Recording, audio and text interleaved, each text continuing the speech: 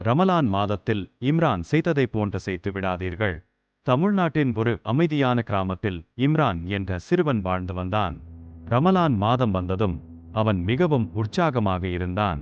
இந்த வருடம் நான் முழு நோன்பு நோற்கப் போகிறேன் என்று மகிழ்ச்சியாக அம்மாவிடம் சொன்னான்.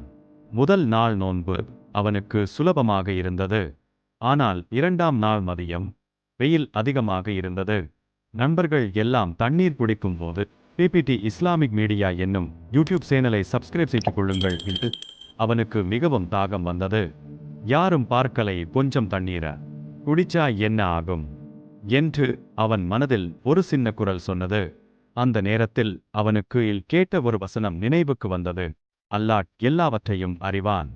உடனே அவன் மனதை கட்டுப்படுத்திக் கொண்டான். அல்லாஹ் பார்க்கிறார், நான் பொறுமையாக இருப்பேன் என்று நினைத்தான்.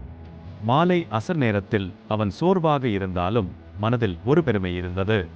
சூரியன் மறையும் போது மஸ்ஜிதில் இருந்து அஜான் ஒலி கேட்டது. குடும்பத்துடன் அமர்ந்து நோன்பு திறந்தான்.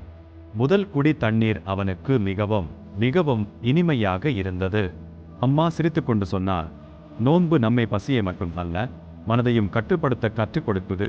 அந்த நாள் இம்ரான் ஒரு முக்கியமான பாடம் கற்றுக்கொண்டான்.